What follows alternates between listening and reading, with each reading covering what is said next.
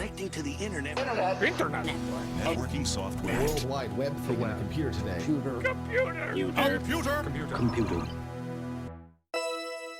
Netsurfer Pro. Hello and welcome to Talksurfer Show, a whirlwind ride through whatever we want. I am your main host this week, Galen, as is my right, this being Talksurfer Show and not Netsurfer Pro, a whirlwind ride through the World Wide Web. And I am your co-host, Matthew Marisa, and let's just go right into it. We've got a trailer blazes here.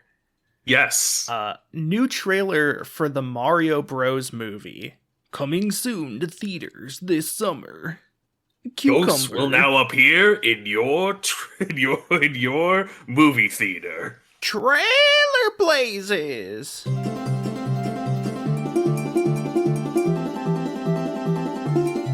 Yeehaw! Yeah, so I feel like this didn't really reveal much about the actual storyline. It seems pretty straightforward. There is a Luma, which is pretty fun. Luma's There's confirmed. a Luma. There's these like 3 scenes in a row of like landscape shots. The first one is like a fireflower field with like a big, like, I'm assuming a sacred tree in the middle of it. It looks very Lion King.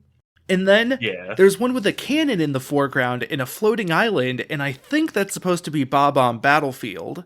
Okay. Because there's the Mario 64 cannon and it's pointed at a floating island. And then after that is just Sand Kingdom from Odyssey. We got more appearances of little guys. Mm-hmm. We got some more repeats of scenes we've already seen, unfortunately. But that's really the thing that I'm looking forward to is scenes with wide shots of a bunch of little guys doing a bunch of stuff. Is kind of Illumination's specialty. Mm-hmm. Like literally kind of their special, literally sort of what put them on the map. And so I'm super excited for just, scenes of a bunch of fucking Koopa Troopas and Goombas doing stuff. Like you said, not a whole lot of reveals as far as like the story. It's basically what we have currently, We got a longer view of the Rainbow Road scene, and a detail I really liked was that they had the Mario Kart 8 tires where like they go horizontal to become jets. When they're anti-grav mode, and you could see Mario do a little drift. He was charging the mini turbo. What CC do you think they're on in the movie? If it's not 200, I'm boycotting. Yeah, unfortunately, it kind of seems like it's about 100 based off the. So I did some back of the napkin math based off of like on frame 1 they were this far away, and then frame 10 they were this far away. So you translate that to 1/6 a second, and I think they were probably at 79 cc, which is a really strange number. Yeah. This might be a reference to 1979 when Illumination was founded by Dave Illumination. For you longtime fans, just a little in-joke. Yep. Yeah. It's nothing to do with Mario, though. Specifically nothing to do with Mario. Overall, every trailer makes me more interested in the movie, in the sense that it makes it feel more like they care about making a good Mario movie.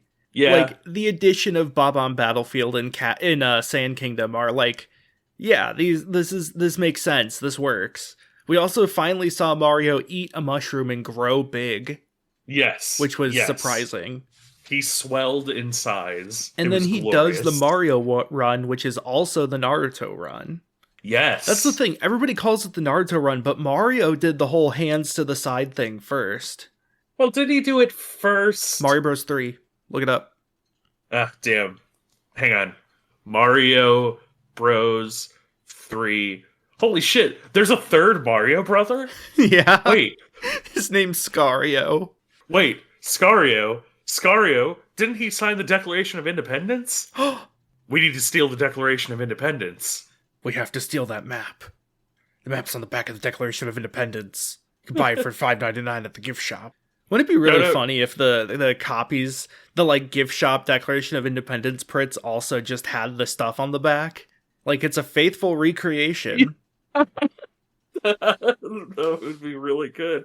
Yeah, well, if they just photocopied both sides, and so yeah, naturally it'd have the secret stuff on the back. Mm-hmm. The secret sauce. It's like lemon juice or something. Shout out to my favorite Mario brother, Sicario. Great movie. Didn't know what was happening. 10 out of 10. Yeah. So, speaking of didn't know what was happening, this episode. Oh boy. We have the little trailer blazes, but there was one topic that we kind of wanted to focus on this episode. Yeah, one really unifying factor here. So this might come as a shock for viewers at home, but we game. You could say that we are gaming people. True. And one of those games that kind of bit us both on the ass. I think Matthew Marissa first, and then myself second. Well, I mean, I guess I kind of got you into it, but then you got really into it, and so I got really into it. Yeah, it was a mutual interest. Yeah, a mutual ass fighting. Mm-hmm. And that's Civilization 6. Yes, Civ 6. The game. Sid Meier. It took him 6 tries, but he got it right. It's a really good game. Yeah. So just sort of some backstory. I played a little bit of Civ 5, but only a little bit, and it was a long time ago, like before the first expansion for it came out. And I hadn't really played Civ since then, and it was like the start of this year. We played one game of Civ 6 with our friends online, and that was the first time I had played Civ 6, and immediately I was like, damn, I want to play this more. And so that's been taking up a significant chunk of time recently. Yeah, I have sunk no small amount of hours into Civilization 5. My playtime is apparently 114 hours, almost 115. That's no small amount. That is no small amount for me specifically. There are people on the Civilization subreddit who are like laughing in my face right now. I can feel them on me.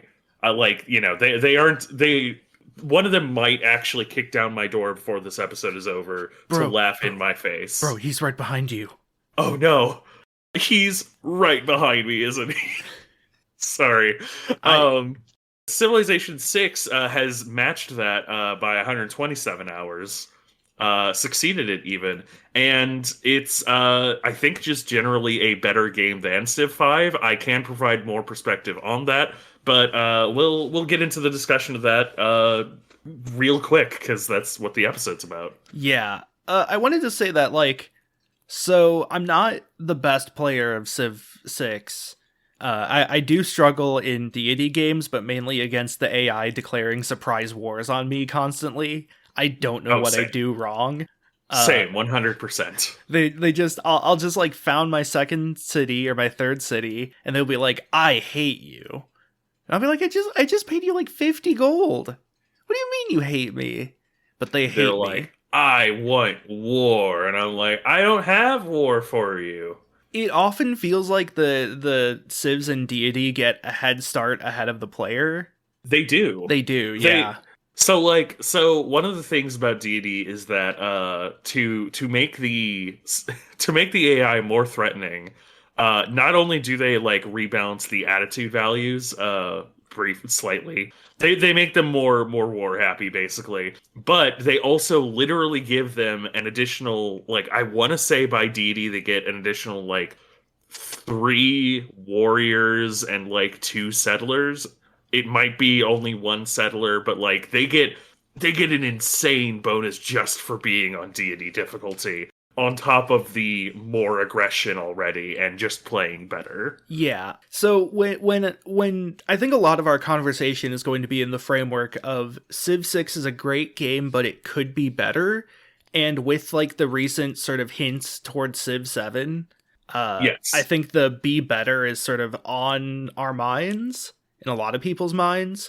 And I just want to start by saying that I genuinely don't find deity as fun as it could be because the AI cheat, more or less.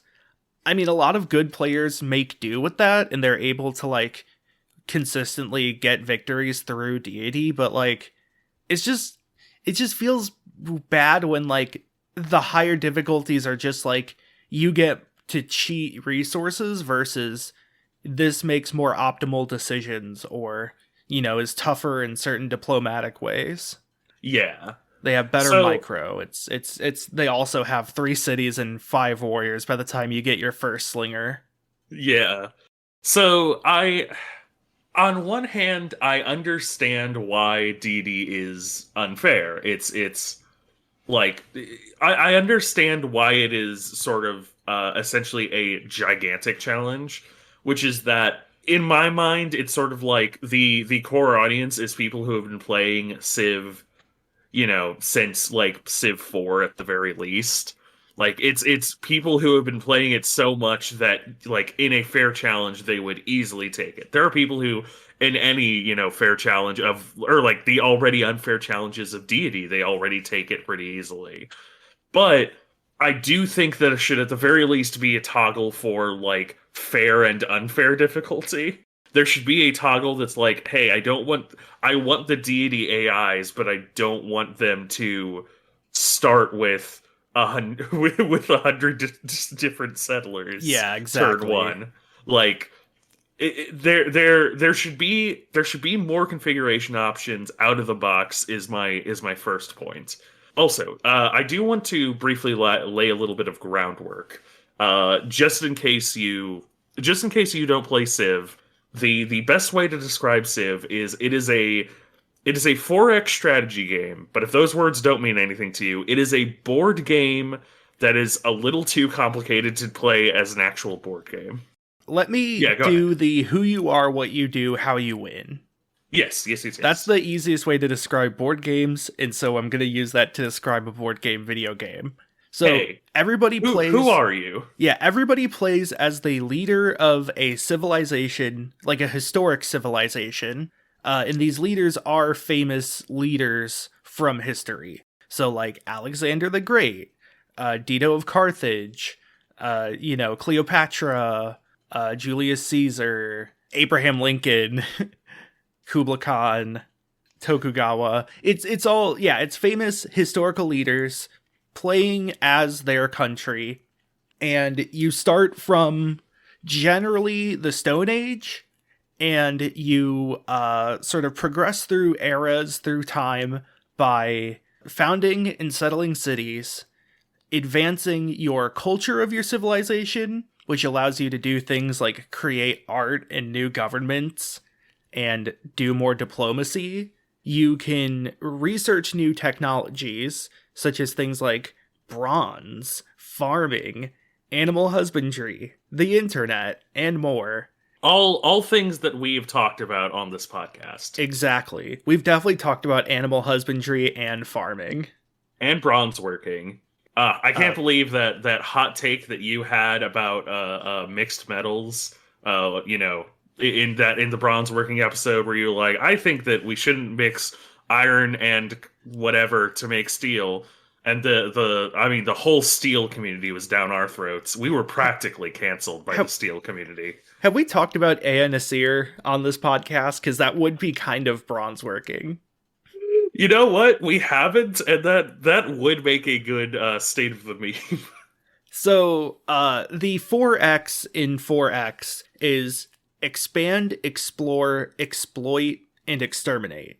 This means you expand your city, your civilization. You explore the world, which initially starts as just sort of a small area that's revealed to you. You slowly map out the land, finding different tribes, different city-states, barbarians, and eventually other players.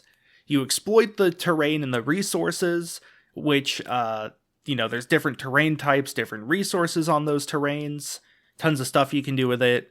And then the exterminate comes in an emphasis on combat, where you either fight those barbarians, you can fight the computer-controlled city-states, or you can fight other players.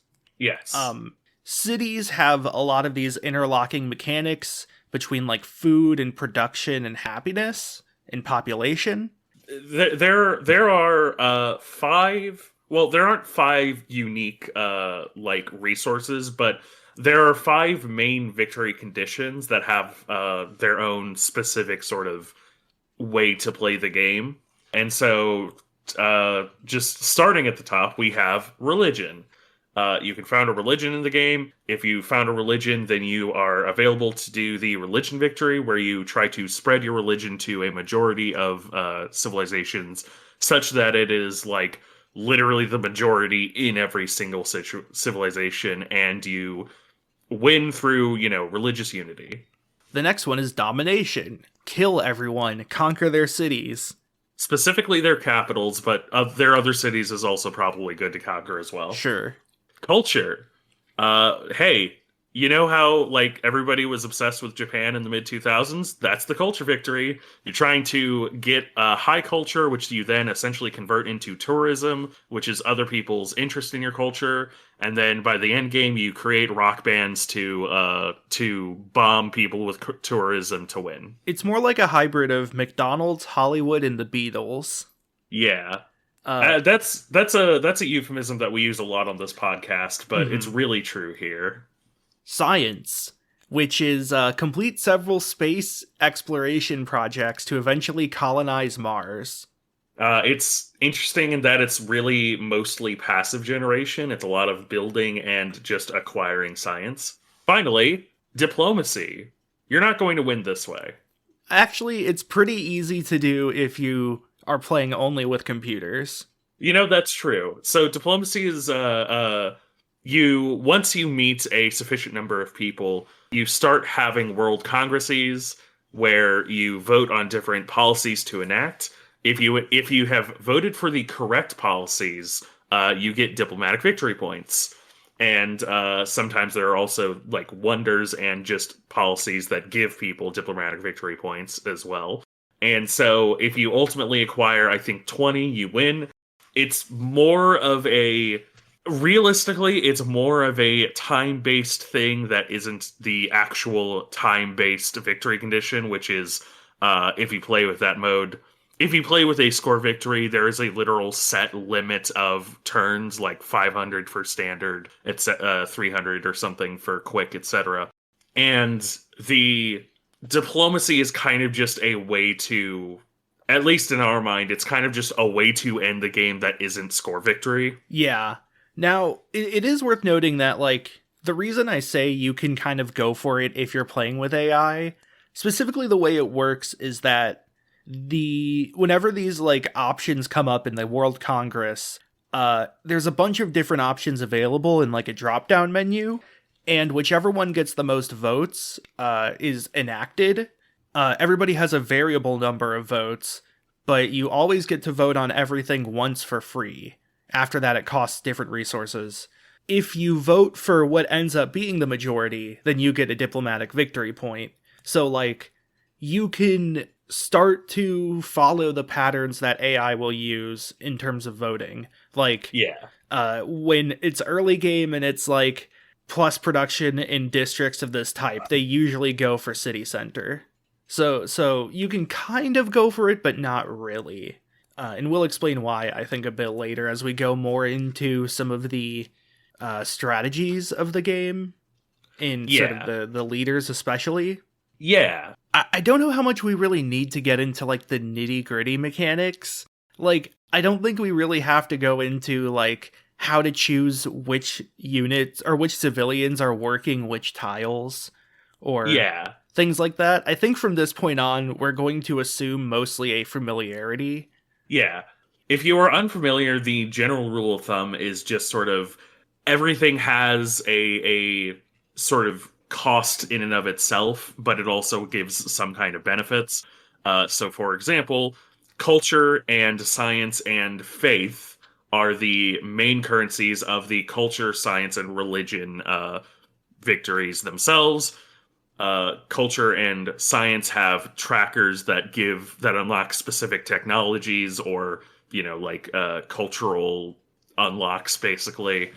And so, you can see how gearing towards one thing rather than another ultimately flows into a type of play. So if I'm a civilization that gets really good benefits towards, actually dedicating towards culture, then I'm probably going to spend my early game trying to build towards a district that will allow me to build things that, give me more culture and give me great people in culture and what have you. Yeah. It's you're generally taking like your leader in your civ, the like actual civilization they represent, and you're looking at like what resources does it give you? Does it give you an advantage over other players in like a given interaction? Or does it just give you good resources that you can convert into other things? Yes.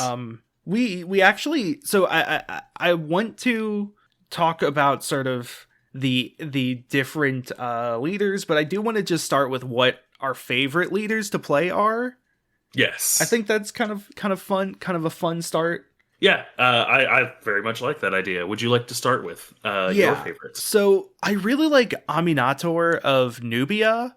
Her game plan is sort of very district heavy, but in I think a really thrilling and fun way to optimize, because her unique building, it gains like extra resources or extra production of different resources from being adjacent to different districts. And so like planning out cities with her often ends up like alternating pyramid district, but it also just leads to a very flexible playstyle where you could be like, oh, there's not a lot of other science civs, so I can build a campus next to the pyramid, or I can build a theater square next to the pyramid and get more bonuses off it. So Nubia is really cool. Yeah, Nubia is really, really fun, especially because they are a civilization that starts with a unique archer, which is the first step up from Slinger, and is like game defining in the early game. And so the fact that they already start with like a better version of an already game defining unit is like so good that like it like single-handedly solves a lot of your early game woes. And then from there you can kind of start, playing solitaire a bit, and like you said, planning out just like, okay, I want a city here, I want this district, this pyramid, this district. And it's one of the civs that feels like it can get away with making those kind of long-term plans very early. Mm-hmm. Personally, I am a huge fan of the Mali civilization. I would say Mansa Musa like to start, but Sundiata Keita probably has usurped him. So Mali's whole deal is that they have significantly less production, like minus 30% across the board. Just pure producing units and buildings and such is much harder for them. But they have a bunch of bonuses towards gold. Gold is a generally useful resource because it is essentially a like extra production source. 4 gold, I think, is technically equal to 1 production. But what this means as well is that with gold, when you produce it, if you say buy a unit or buy a building, you just get it instantly. And so it allows for a certain flexibility where you get a whole bunch of gold. You can, if somebody declares war on you, you can instantly raise an army. If somebody isn't declaring war on you, then you have all this gold to fund into things like, buildings for your cities and stuff. It's such a fun play style as well, because the idea of being just like the center of gold is very fun. Mm-hmm. You are susceptible to spies, but you know what? If you aren't having a couple spies in your districts, then that's on you, I suppose. Yeah. In sort of the inverse way, I really like Wu Zeishan, who is a very aggressive spy-focused leader. Yeah. Spies are this weird mechanic that feels like it only comes into play like 30% of the games I play. It's like you either steal things from other players or you stop them from stealing for you. And this only sometimes matters, and it mainly matters when you either A, need a specific great work, or B, have a lot of money. Because one of the spy's functions is stealing money from other players.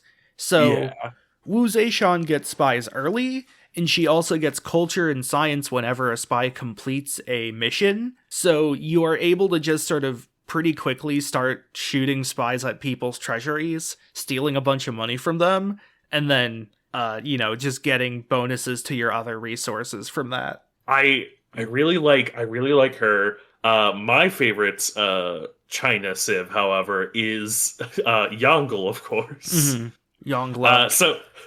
So I'm fairly certain his name is actually like Yongle. Yeah. But it's spelled Yongle, and I get a chuckle every time I see it. He is a tall civ, so he generally wants a couple of cities, but who have like really big populations. He's 7'8". Yeah, he himself is about 7 feet tall. The history books don't tell you that. 7-foot frame, rats along his back, and an ass that don't quit. Sure. I can't take credit for that one, though. It's a droppy bit. Anyway, but Yongle, he once a civilization or once a city reaches 10 population, it gets insane bonuses. Like, every individual citizen starts producing just insane amounts of things. And so, like, he is great for a game where you, like, put out a couple of early cities and then just sort of turtle. He produces everything, and to make it even better, he has these, like, the ability to spend production on a city on gaining food or faith, or I want to say gold. Yes. Yeah. So he can turn half production into food or faith, and then full production into gold. Mm-hmm. Yeah, he's insane. He is fucking whack. I don't know why they put him out. He's broken. Well, have you seen Ludwig II? I mean, yeah, I guess. They've just so this is I think one of the topics that a lot of people feel regarding the game is that some of the DLC leaders are ridiculous. Ridiculously overtuned. I mean, it's not to say there weren't anybody in the base game that was pretty overtuned, like Hammurabi. Yeah, who would just get technology all over the place. Yeah, Babylon. Babylon is the probably biggest example of just the most sort of abjectly broken one. Babylon, I believe, was a DLC unto himself. Mm-hmm. Babylon is minus 50% culture or science per turn. So every two science you produce is actually one science. But if you do Eurekas, which are specific to this game, they're kind of like little milestones that if you complete them, you get a bonus to science. So it gives you things that you can be proactive about with science and culture. Hammurabi's ability is if you do that, instead of getting like 40% towards it, you just get that technology. That's insane. Yeah. They have people have tried to rebalance him multiple times to keep some kind of semblance of that ability, and they literally cannot. That is too good of an ability. Yeah, it skips so much. A lot of like the other people that get big boosts to science or culture just do so with like a big number. Like, they recently made Sejong, who gets culture equal to his science production when he finishes the first technology of a new era, which ends up being a lot of culture, but like only in a single like shot. Same with Wu Zeishan. Yeah. China's base ability is that it adds, in addition to a couple other things, it adds 10% to that total that you get for Eurekas and Inspiration. So instead of completing 40%, you complete 50%. And that's a really decent bonus. That is like a good couple of turns, especially on higher difficulties. Yeah. I also like Scotland just because he builds a golf course. Yeah. Scotland is really interesting to me because he's kind of like... He's kind of a domination civ, but he's also like at his core more of like a science-y civ. Yeah. Which is really interesting. His leader ability looks like a domination ability, but you read the rest of his text, like Scotland itself and the text of the golf course, and it's like, this is like culture, science, sort of other things. Yeah, it's weirdly fun. Can we talk about our not our least favorite, but maybe our like biggest disappointments? I just wanted to say one more thing, which is that Pachacuti is also cool because he cares about mountains, which pretty much no other Civ does. Yes. Except yes. maybe one of the Teddy Roosevelts. Uh, Bullmoose. Bullmoose Teddy does kind of. Yeah. Does care about mountains to some extent, but like mountains are usually still just kind of a dead resource. Mm-hmm. But yeah, anything that makes use of them is really nice. Okay, yeah. So disappointments and other disapprovals. Yeah. So I'm going to start by maybe not showing my hand, but just talking about one specific leader who I always want to work and just kind of isn't great, which is Eleanor. Eleanor is a cross-culture leader. She's a leader for the English and the French. Already banger picks. The French. But she is really interesting because I believe great works that she has have like a bunch of different extra bonuses, and notably, they cause disloyalty. So loyalty is a mechanic that they added to kind of it is a newer mechanic that they added, I believe, in one of the DLCs that like essentially is meant to curtail like a full domination steamroll because you can't just get a bunch of cities and then immediately keep them. You have to keep them loyal, or otherwise they completely rebel and, become a free city, and the other civilizations can just try and snatch them away from you. It is a balancing prospect that makes a lot of sense when viewed through that lens, but one of the things you can theoretically do is intentionally cause disloyalty in a city so that it flips to you. That's a cool idea. What's the problem? Well, loyalty is influenced by a million different things. Usually, the biggest one is just being close to your other cities. If you're close to your other cities and your capital and stuff, then things will generally stay loyal. And when it comes to intentionally causing disloyalty, there's not a lot of things you can do. There's like 3 different things. There's like a spy action, a secret society unit, and like just straight up Eleanor's ability, basically. And that's kind of it. Mm-hmm. Like that's kind of it in terms of things you can actively do to try and sow dissent. And it doesn't need to be a foreground ability, but it does suck that if you want to actually play with this kind of ability, you are literally pigeonholed into just like one of 3 things you can do. Yeah, and it's also at such a bad rate that like you can't really flip a city unless it would already be flipped eventually. Like, yeah, I've tried to do that with Wu Shan spies, but the amount of loyalty a city loses per turn or per mission just doesn't feel like enough unless it's already, not loyal to begin with that much. Yeah. I think loyalty as a mechanic, it kind of puts it kind of prevents you from doing like super far expansion, which is kind of unfortunate because I wish it was really possible to like settle on a little island or on a different continent and still keep the city. As it kind of is, it feels like if you settle away like across the ocean from your other cities, you just are going to lose your new city in a few turns. Yeah. Or you have to work super hard and, spend a bunch of resources on it. Yeah. It's like I understand it's a curtailing measure to some extent. There are individual civs that give specific bonuses that allow them to create these kinds of cities, especially like the English or the Spanish, I believe. People known for doing that sort of thing. Australia. Basically. Yeah. That's one thing with Civ. I can't get upset about it, really. Like even your as a leftist, like it's something where I don't want to say it's not being examined or challenged or anything. Like it's it's history. Realistically, a lot of history sucks. But like Also, like Abraham Lincoln, his ability is called the Emancipation Proclamation, which gives you loyalty for industrial zones and loses loyalty for plantations. And I'm like, that's like that sounds like a joke somebody would make.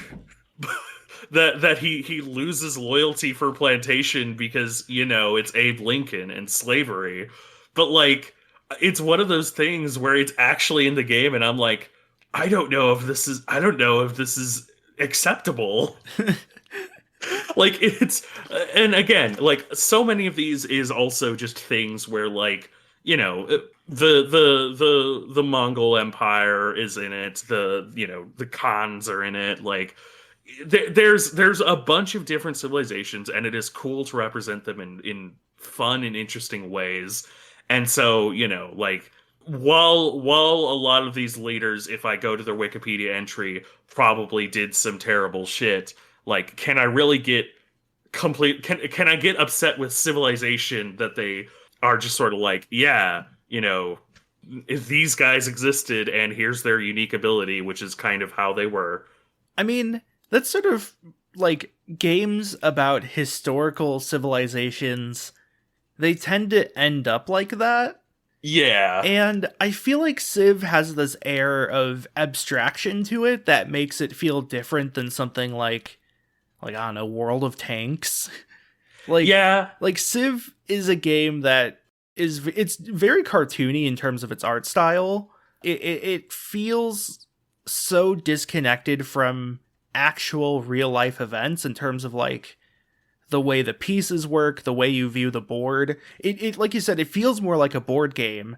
And to me, there's a level of separation there that keeps me from thinking about like the implications of that, unless there is like playing as America and now you're attacking Mexico or something. Yeah. But like there's little bits where it like realigns, but like you said, it seems generally abstract enough. Mm-hmm.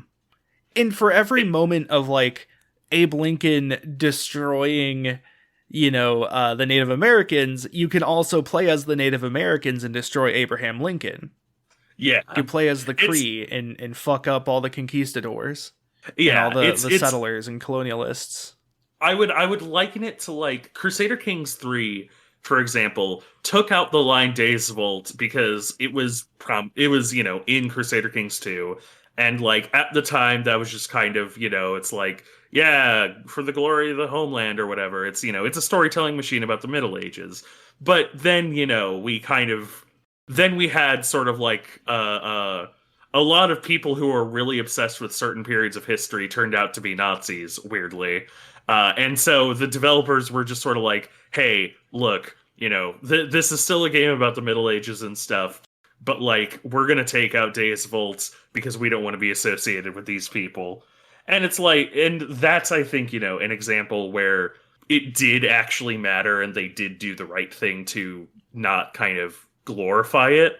This is like you said, just such a cartoony thing where it's like, God, the Mongols are invading Japan. The Mongols are invading Japan. Oh no. But I almost finished the Eiffel Tower here in Switzerland. Yeah. How will this affect my suzerainty of fucking Cahokia? Yeah. It's like aliens playing with Earth pieces. A lot of the like games that tend to attract Nazis and fascists are very specifically tied to a specific time and place and era. Like games with like World War II simulations or Mordhau and military or medieval games where you play as knights. But like Civ is so far removed from those. It is not about a specific time or place at all. It's timeless and placeless. So I think that helps it. Yeah. Now we'll ignore the mods because mods are where hell goes. Except the mod that adds FGO great people and the mod that adds the Haruhi religion icon. Yes. The only two good mods. I want to quickly go over something, which is we've noticed that as the expansions have come out, the new leaders, it feels like there are some strategies that are overrepresented compared to others. Why, that sounds like a segue to a thing that I put together and had you help with. Mm-hmm. So, yeah, we had the sneaking suspicion because a lot of the leader passes that have come out have seemed to be more focused on culture specifically. Mm-hmm. It's always kind of seemed like culture was a little overrepresented, but it wasn't too bad. And it wasn't necessarily too bad. And then we got new leader pass after new leader pass as they're kind of seemingly wrapping things up on Civ 6, and it seemed like culture overload. Like there were kind of a couple things that did things with science, and then a couple things that did things with domination, but it was mostly just culture after culture after culture. And so I got curious and I made a spreadsheet. In this spreadsheet, we listed out every civ, every civilization, and then every leader for every civilization. And we marked down the 5 main victory conditions. And then we also created a column for non-victory related bonuses. So Yes. these are things that go towards like production and food and gold. And we listed out every sort of benefit that those civs and leaders give to those categories. Yes. Before talking about the results, I do want to talk about what this list doesn't have, which is that realistically, I wanted just sort of like a heavy air quotes objective, as objective as it really could be, but a heavy air quotes objective view on just the literal statistical advantages, specifically geared towards the 5 main victory conditions. When you mention the like multi-purpose column, that is like anything from food to production to like plus 25% towards building districts to plus 15% building wonders. Like that is things that are game defining but are not 100% towards this. They usually can be put towards other victory conditions. They're feeders. Exactly. This, like, if I really wanted to like 100% analyze all of it, I would have like specific ones for like production or food. I would have like all of the individual leaders with the individual civilizations, because a specific leader can change how you play civilization drastically. But this was meant to be just a quick and dirty sort of like, here is the literal statistical advantages that all of these have to see if what we think is overrepresented is actually overrepresented. Yes. And with that said, far as these civilizations are concerned, multi-purpose things is by and large the leader. That makes a lot of sense. At like 31 out of, I want to say there's like 50 something total. 50. Just 50. But it is interesting that ultimately religion and science are pretty equal. 8 specifically towards religion, 7 specifically towards science. Diplomacy is hilarious. It's a there joke. are 3. Yeah. There are 3 civilizations that get diplomacy bonuses. And then domination and culture are tied for 11. Mm-hmm. Now that's not, honestly, I would say that is not a terrible distribution if it was just that. That makes a good amount of sense to me. Domination and culture are the generally most active victory conditions, because domination involves you having to manage an entire army to conquer area, and then culture is culture has a lot of different moving parts, and it always kind of unlocks a new moving part as you get later into the game. Science being slightly lower than religion, it's essentially on par. Those both also kind of make sense. Religion is beyond diplomacy. It is the second most tacked on victory condition, I would say. It's very insular. So Religion is weird. It feels very similar to domination because religion is very micro heavy, very unit heavy, and it also ends up having a lot of combat because there is a separate form of religious combat where religious units fight each other. And so I don't think it's tacked on necessarily. It's weird because it doesn't I would say like military can fight against culture and science. Science can be used to unlock new warriors to help you defend yourself against military. Culture can get you production bonuses to put towards other things. But like religion, it goes outward, but there's not many things that affect religion other than religion. Yeah. It's annoying because like once you unlock temple, that's basically it. Like once you have unlocked the second tier worship building, that's all you really get for religion. There are a couple of wonders that deal with it, but like barring maybe one, which is like Christ, Rio, oh god, Christ the Redeemer? yes, yeah, like maybe Christ the Redeemer. Oh wait, no, that's a culture one. Yeah, sorry. What am I thinking of? Is it Mount St. Michael? Possibly, yeah. Point being, there is not a lot of actual religious play once you get that done.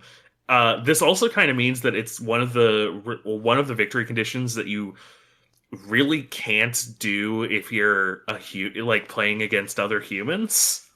Because like any human that could see this going on can immediately start reinvesting in their religion to make sure that you wall them. And because it is like insular to itself, that won't entirely that might cost them faith, which is a very powerful currency, but they still have their production, their gold, their military, their everything else that they're doing. And so if they're going for another victory condition, they can just sort of wall you out and then keep going for their victory condition. Meanwhile, you're, specifically dedicating yourself to religion and getting walled because of it. Yeah, it's easy to wall religion. The other thing is that, so religion requires great prophets, of which there are a limited number of, and there are fewer great prophets than there are a number of players. So not everyone will get a religion, and if you're playing on deity where the AI cheats, it'll be very easy for them to get prophets before you do. Yeah. So I've had so many games where I'm like, I would like to have a religion, so I could either be offensive with it or defensive, but I just can't because I've missed my chance to get great prophets. Because I don't even have the ability to construct temples or religious districts. It's annoying because it is such a boon that you want it. Mm-hmm. But it's very difficult to, especially on deity, get it. And then even once you do get it, like, it's really just a bonus towards a pre-existing like victory condition. Mm-hmm. It's, I can use this to generate more culture for me, or I can use this to generate more growth for me. You rarely use religion for religion. Mm-hmm. So going down to the individual leaders now, yes. I think this is a very interesting distribution. So multi-purpose is still pretty high with 34. Still, again, makes sense. It's just a good thing to put into, and that also combines production, money, and food. So, religion and science are still close with 11 and 12. 12 religion and 11 science. So science is still lower than religion by 1. But they're still fairly low. Yeah. Then diplomacy is even more hilarious. Still a joke. And then domination is 22 and culture is 24. Yeah. So yeah, we're kind of right in that there's more culture than everything else, but especially compared to religion and science. Yeah. I also even want to specifically mention that, like, domination, a number of the ones that were ticked for domination are things that in a real game you would not use for actual domination, but more deterrence. Yeah, a lot of it is things like Gilgamesh that care more about defending territory or like helping allies. Yeah. John Curtin gets bonuses after like declarations of war, but specifically declarations of war against him. And so, Yeah. it's a very good deterrent thing. Or there's I want to say there's one of them that like gets extra like attack when liberating or when doing a war of liberation, but like That's Curtin. oh, that is. Yeah. After liberating a city, he gets plus 100% production. Yeah. So yeah, it's the things we marked as domination, you're not necessarily going to win with for military. It's more so that the only thing they give you is extra military in some way. Yeah. Whereas with culture, I'm sure that there are cases where you can essentially use the culture to bolster another victory condition, but more often than not, if you are in culture, it behooves you to keep going into culture. Yeah. Like, even science is kind of like it science sort of helps domination victory in that you can unlock later units earlier. And, it does help other victories as well. Religion generally kind of helps other victories if you tailor it for that. Culture does help other victories, but like there's so many bonuses that essentially kind of really want you to go into culture that it feels overrepresented, like, and it is kind of statistically overrepresented in this view, which is still flawed. So, with culture, I want to give a little bit of sort of a bit of a dive into that. So, culture builds into everything else for a few reasons. The main one, though, is governments. Yes. So, different governments, the way this works is you have a government itself, which is sort of like, theocracy, monarchy, democracy, communism, and these give you a bonus off the bat to something, and they eventually will give negatives to other things that you're not doing, so that kind of later governments are specialized. Yeah. Then they have what are called policy cards, which are little passives that you get throughout the game. So you unlock policy cards through culture. There are 4 different types. There's military, economic, political, and wild card. Military usually involves military, the production of military units, military buildings, or sometimes other civil engineering like walls and roads. Economic it kind of deals with every district. It gives you more money, obviously, through different ways, but it also increases bonuses from theater squares and campuses and holy sites. They're like the econ in the sense of like gamer econ. Like, it's for your engine. Diplomacy usually is involved with city-states, just kind of in general, or with your own governors. Yeah. Which, diplomacy is either like a loyalty thing, or it is, like you said, the city-states. Yeah. And then wild card can hold any card, but also there are specific purple cards that usually give you great person points. Yeah. And later into the game, a lot of wild cards will also do things like giving you more housing in your empire, or doing more things with governors and such. Yeah. But especially early game, you're usually going to be using it for great persons. Yeah. So like you don't even start with a wild card slot. So if you want a better chance at getting great people, you have to get a lot of culture so you can get political philosophy, which is the boost that you research through the culture tree that lets you get your first governments. Yes. And then now, I will come to their defense and just say that the opening immediately to political philosophy is kind of essentially just baseline what you want to do. Like that's usually what you're going to do in every game anyway. It does, and like there are specific civs that like start with different policy slots, and things like that. But for the vast majority of civs, getting that first real government is like the first thing you do culture wise completely. And then, like, as you progress through more governments, you get more culture card slots, more government policy cards. You get more card slots, and they're all good because they just provide passive benefits to you. But also there are diplomatic points and envoy points. And so diplomatic points are the things you use to vote. The amount of diplomatic points it takes to buy a vote increases per vote already on a like point in the World Congress. So like it's free, and then it's 10, and then it's 20, and so forth. And with enough diplomatic points, you can more or less force a result to be favorable for you.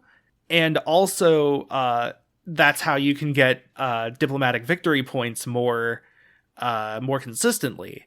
So in a way, culture builds into diplomatic points. Yes. But also, the envoy system is you gain a number of points towards an envoy every turn. And once it fills up, you get an envoy as a like resource you can spend. And you assign these to city-states. And if you have 1 envoy, 3 envoys, or 6 envoys in a given city-state, you get boosts to a type of resource depending on what color or what type the city-state is. So you can get boosts to military production, culture, science, religion, money. But then every city-state has a unique ability for if you are the suzerain. And you are the suzerain if you have the most envoys in a civilization, I believe by 2 or more. Maybe just 1. It's just by 1 or more, but it starts at 3. Yeah. You have to, it's like the minimum is 3, and then after that you have to be the highest among everybody else. Yeah. So being a suzerain gives you a ton of benefits because it gives you the bonus resources. It gives you whatever bonus the suzerainty bonus is, which could be really big for some things. Sometimes it's just you can build something cool like a Cahokia mound. Yeah, shout out to Cahokia. Other times it's like pretty game-breaking stuff. Also, they will fight with you and defend you and fight against your enemies. It's you can levy them if you don't have much of your own military. Like it's really good benefits. Mm-hmm. You want to be the suzerain quite badly of a number of different ones. So like while like religion kind of boosts other things and science kind of boosts other things, but science you still have to filter through production, culture just ends up leading to huge benefits. And that's not even counting things like feudalism or guilds that just passively boost your stuff. Yeah. I think culture is very strong in Civ 6. And especially the fact that when you unlock things from culture, you don't often have to produce them outside of like a few new districts like like Diplomatic Quarter or Circus, Entertainment Plaza. Yeah. Also, culture unlocks the neighborhoods, which are just super useful late game. So yeah, culture is just kind of really strong. And so it often feels like not having solid culture gain is detrimental. Yeah. So here's sort of one of my problems is that I love the idea of the science victory, but it feels like you can't really do that easily. Or like not even easily, but as easy as the other ones. Yeah, I want to say that I will be speaking in cursed name here, but I want to say that Civ Beyond Earth had a similar situation. I have not played this. I've heard about it through word of mouth, where essentially one victory condition was so easy and or just kind of like so beneficial that going for literally any other one meant you would lose the game. Yeah. This is not as bad. Not nearly as bad. But it is still a situation where like you kind of have that little voice when you're playing a different victory that just says like, But, like, you also have these cool bonuses towards culture. You could just go for a culture victory. And it's like, Yeah. but I want to do other things. So, like, with science, like, the thing about science victories is that, for one thing, pretty much everything still needs to go through production. So, whereas culture largely works with just getting culture, science, you at least need 2 different resources. Yeah. And that's not counting the fact that you need, like, improvements built. Production's kind of hard to get early game. You need, like, multiple cities to some extent with them. And science also just takes forever. Yeah. I feel like that's science. Yeah. Science is mostly passive generation, and that's generally, like, in a vacuum, that's fine. But like you said, science also, like, the passive generation takes a very long time, and you're usually spinning a lot of other plates too, and so, like, it feels just kind of like it feels like you're doing nothing, but at the same time, you can't just tune it out, because usually you're also like, well, I don't want to, get into war with my neighbors, and I, need to keep my people happy, so I'm going to be doing all this. And, like, that's part of an engaging game. But if none of it is, really helping towards your science victory until, like, the last, third of the game, then, like, it feels a little raw, especially when things like culture, have a lot of presence outside of, throughout the entire game. Yeah. So we're taking quite a while. I kind of want to jump to the sort of fixes or concepts for Civ 7. Yes. Because, so we've talked a lot about sort of our general problems with the game. I want to bring up a few things we had talked about on our own time, as, like, maybe not necessarily the best ideas. Ideas are a dime a dozen, but sort of things that could be interesting. Any modders out there, if you're interested, free to use. I don't know. So, I want to preface this by saying, while I have game design experience, I am not a designer for Civilization. So, this is all from the perspective of a fan/enthusiast. While I have some game design experience, I do not have a lot. And so this is, I'm going to say that this is mandatory. If they don't do this in Civ 7, I will be boycotting the game. Catch me in my boycott Steam group, where you can catch me playing Civ 7 on day of release. So, one sort of point that I think could be improved is the way area control works. Because while I get the idea behind the loyalty mechanic, it also often feels like it punishes you for trying to make territory grabs early on, which means that, like, you can't be as proactive about, like, establishing a border, If somebody else settles a city near you, and you only have, like, 1 warrior or 2 warriors there, your warriors are just gonna get kicked out when they settle the city. And so, like, I think one proposition is to make a smaller alternative to the city, maybe one that can't grow its borders, and maybe is just a little worse stat-wise, but is easier to produce and less reliant on proximity to other cities. This is my proposition for the Hamlet. Yes.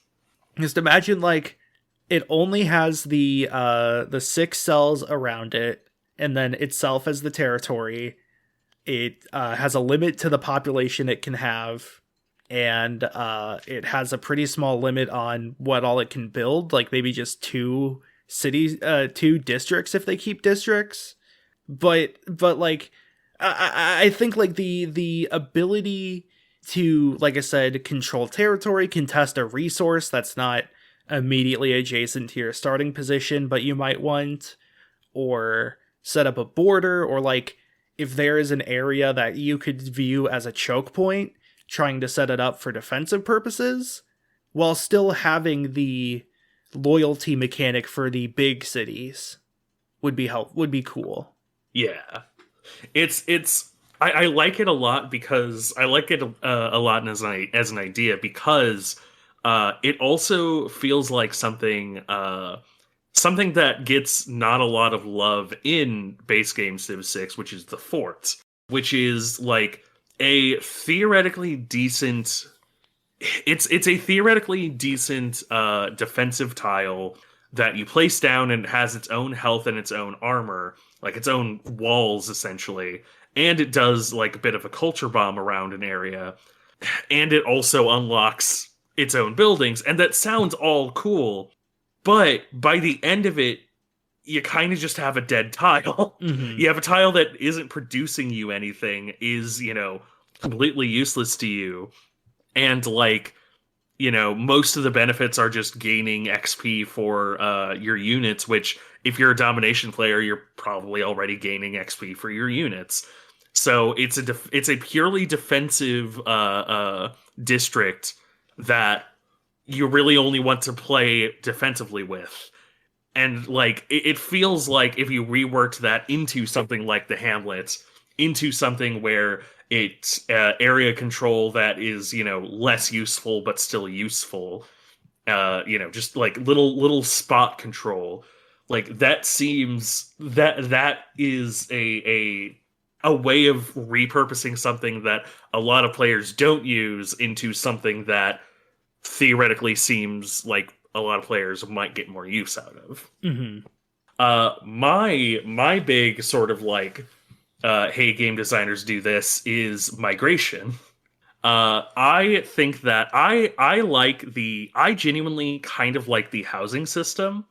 I will say I don't like leader abilities that screw with the housing system, but I think the baseline housing system as a way of kind of like encouraging certain types of build is a decent system. And it makes a lot of sense it makes a lot of intuitive sense. I think that instead of the punishment being that you don't produce citizens, essentially you should keep producing citizens that go to your enemy's territory. This is sort of a proposal of a mechanic that would like have to be baked into the core, and I don't expect this to be a thing that would actually be made without having to make some kind of 4X game myself. But I think that would add sort of a layer of strategy to, like, it would be an interesting way to kind of curtail wide builds, kind of help tall builds, but also kind of punish tall builds as well if they lose track of this.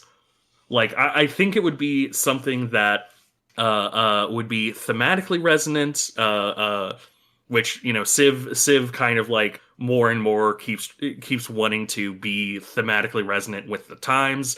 In the most recent, like in the last biggest expansion for Civ 6, they added natural disasters and climate change based.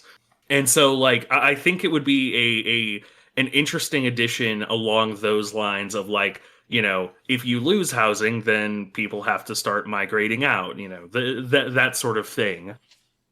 Which could then also lead to different things like, well, if people migrate out, then they probably spread their culture, they probably spread the science to an extent as well.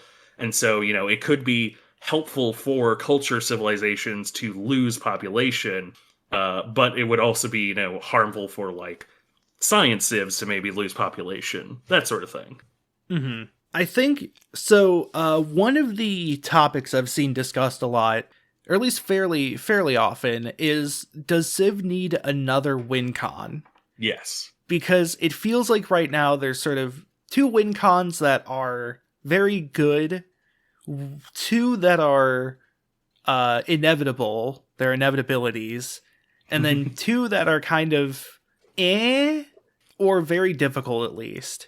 Yeah. And I mean, I would definitely love to see religion and science, kind of tuned up in line with culture and domination. I've heard some ideas, like I like the idea of a like currency and economic victory.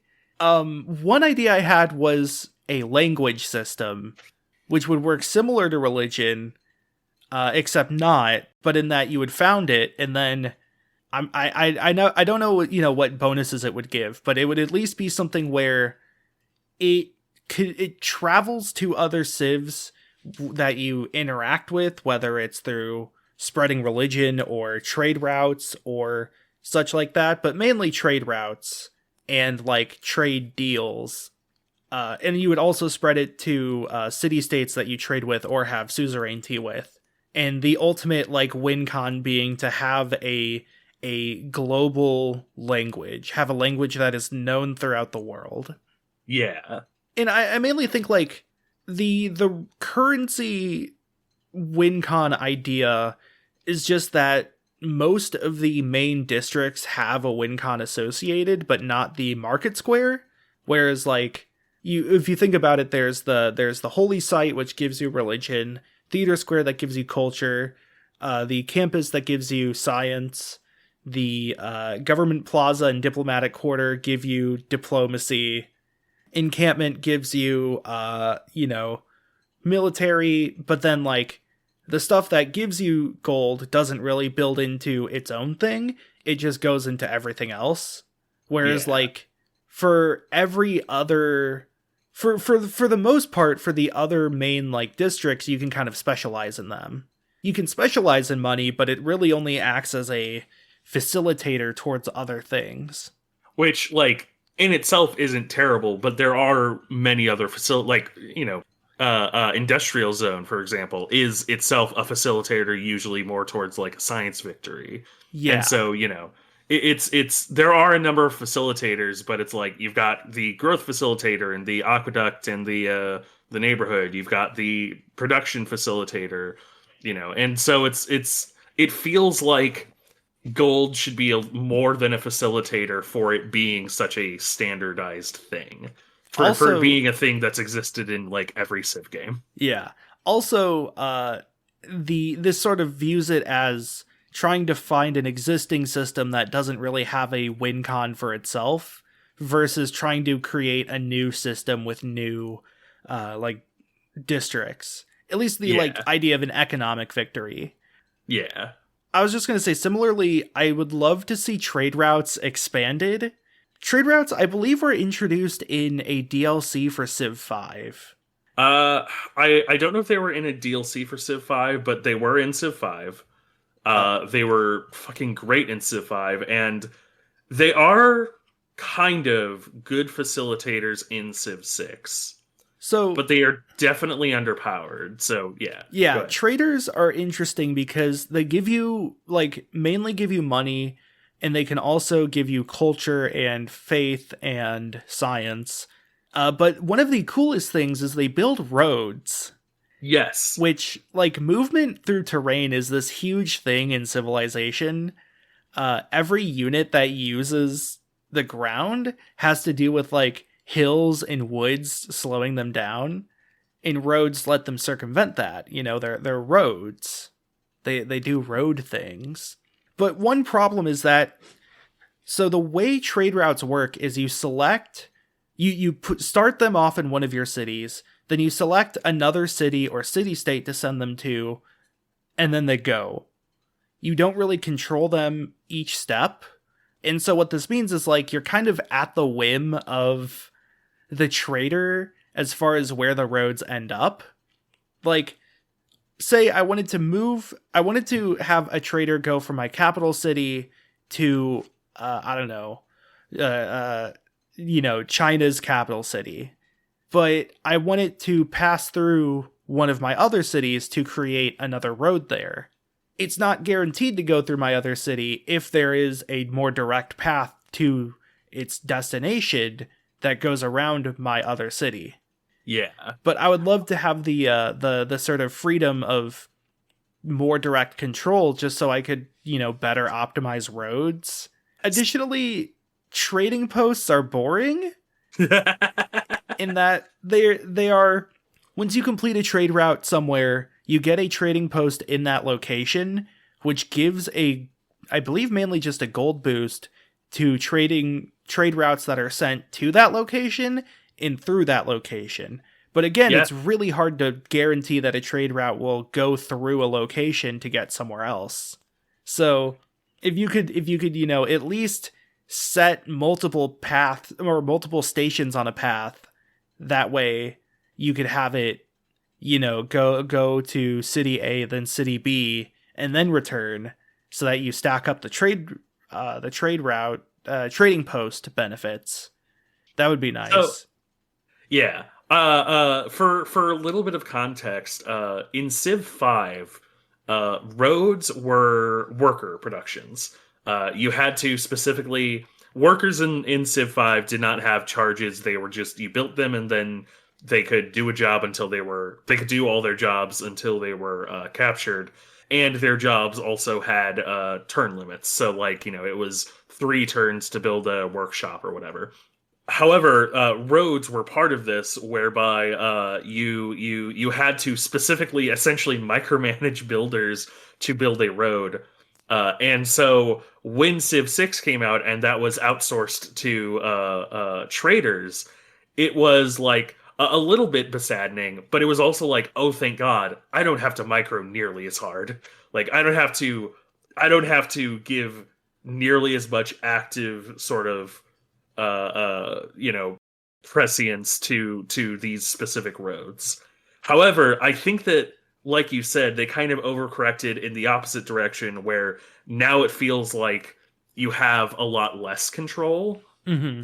And so, it's somewhere in the midpoint where like you don't have to specifically micro, but like you said, just the ability to add specific stops would be so nice. Additionally, so one of the biggest issues with traders early game is the fact that they can be plundered, which kills the trader, steals money, and makes you sad. Yeah. Because you now wasted all that time or money or production on a trader, but it's gone now. And this usually happens from barbarians early game. But like, if you could further control where the trader goes, you could try to route them such that the route might be slower, but goes away from barbarians. Like, that would be just so handy. I also would love if trading posts were just a thing you can build for your trader to stop at. Maybe that would be like part of the micro, is like you build a trading post and then you can set multiple stops, which can include cities or trading posts. But I digress. Yeah. So I have one last thing that I would be like, here's what I would want. And it's less of a game defining thing, but I kind of hate eras. Yeah, that's fair. I kind of just, I don't like there being a literal turn limit on the things that on the benefits, and I don't like that, if you aren't playing towards era score, then you will literally never see any benefit from it. And like, I understand that it's part of the game, but that's why I'm saying here's what I want. In Civ 5, they had a happiness system, where essentially you had happiness. The happiness would tick up or tick down if you had an amount of luxuries or other various things. But the important thing is that excess happiness would go towards a golden age tracker. And the golden age would then last for 10 turns or whatever, and you would get just quite a few benefits from it. I think that essentially, but I would personally love it if they retooled the amenities and the amenities system and the era system into kind of like a midpoint, where it's like you get progress towards a golden age, and then once you get the golden age, then you can choose some kind of declaration, and then you get some kind of customized bonus. Because golden age was kind of overpowered in Civ 5. If you were playing well enough, you would just always have a golden age and thus always get the bonus yields and everything. So I think that, essentially finding a half measure between the previous system and the current system would be really nice. Yeah, as it is, it's legitimately really hard to get a golden era if you don't have certain things near your spawn point. Because the way it works is you have to complete these achievements to get era score, but those achievements are things like contacting a tribal village, clearing a barbarian camp within 6 tiles of your capital, or maybe it's 10 tiles. It has to be close. Yeah. And then like doing a few things for the first time, but the issue is that like if you don't get one early, it's super hard to catch up and get another golden era. Whereas like if you do get a golden era early, it usually means you can funnel the bonuses to more golden eras. And then like that's not even counting the fact that if you just run out of things you can do to get era score, you enter a dark age and your people hate you and your production's bad and your growth is bad. Yeah, it's dislike. I don't like the current era system. I want it to be reworked, even if it's not the idea I proposed. I would just like it to be different from how it is in Civ 6. Mm-hmm. I think we're getting to the end here. Yes, I need to because this is going on for pretty long. I want to briefly mention things that I like, because this has been a lot of criticism. But like, I want to also talk about things that I think the game does just really, really well. Like, just, well to the point where I would be like, don't even change it. This is perfect.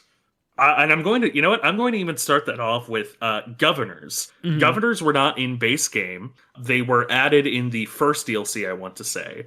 But they were such a lateral addition that is incredibly good, that it kind of feels like it's always been there at base game. They're still kind of imbalanced, but they are still good. Yeah. There are individual governors that are just better than others, generally speaking. Shoutouts to Pingala for being like the just kind of broken. And Magnus as well for being one of the best to start with. Yeah, Magnus is the best starting one. Pingala is the one that you slot in once you're in a good situation. But like, even with that said, like, I also really like going Rhea a couple games because, especially when I'm doing Molly games, I really like the extra gold generation. Amansi, I believe is her name, is really good at getting an early suzerainty. It is a robust system that can be expanded upon in interesting ways, but is also like just at its core, I think, a very good system. Mm-hmm. Likewise, I think monopolies and secret societies can pretty much stay as they are. Yes. I really like games where you can kind of plan out your first few actions. Build order games, I would call them. When I play like turn-based strategy games of whatever type, I like being able to have a build order that I improve upon between games. And I think Civ does this really well. Yeah. So I also think this might be controversial specifically with you. I honestly think Domination Victory in Civ 6 is probably as good as it's been in any Civ game. Okay. And like Domination Victory can feel like a slog, but I feel like Civ 6 is probably the best iteration. Like it is just a little more complicated than Civ 5, but it also like adds the fact that cores and armies are present, like adds so much to like not having to micro every individual thing, or at least having to micro every individual thing a lot less. The ability to play defensively has been buffed, but the ability to play offensively has kind of equally been buffed, and so I think that Domination as it exists is as like the best it has been in a Civ game, and I cannot think of anything I would change with it. And that takes us to the end of our episode. This is post-production Matthew Marissa here, recording the ending because at the time we recorded the episode, it was really late at night, and I did not have dinner at that time. So, thank you for listening. You can follow us on any podcasting platform you like.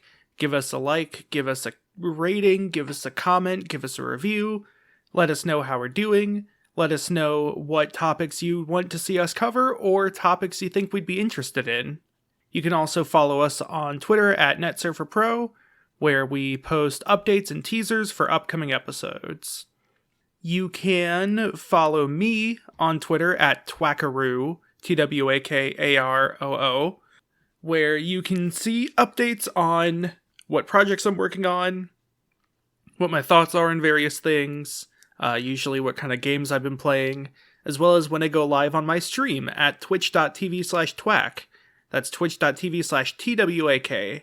I stream most weekdays, usually from about 1 p.m. Central Time to 3 or 4 p.m. Central Time.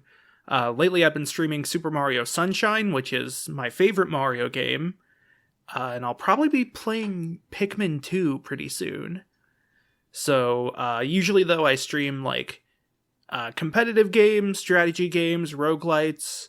I also have been playing a lot of Hitman Freelancer mode. So if any of that sounds cool, check that out. You can also follow Galen at GalenWils0N, Galen Wilson with a 0, on Twitter. And you can also follow him at Galen Wilson on Tumblr and TikTok. Not sure about the 0. I always forget. He's usually the one that does his part of the intro. I mean the outro. Or the intro. He does his part of the intro as well. But, thanks for listening, and we'll see you later.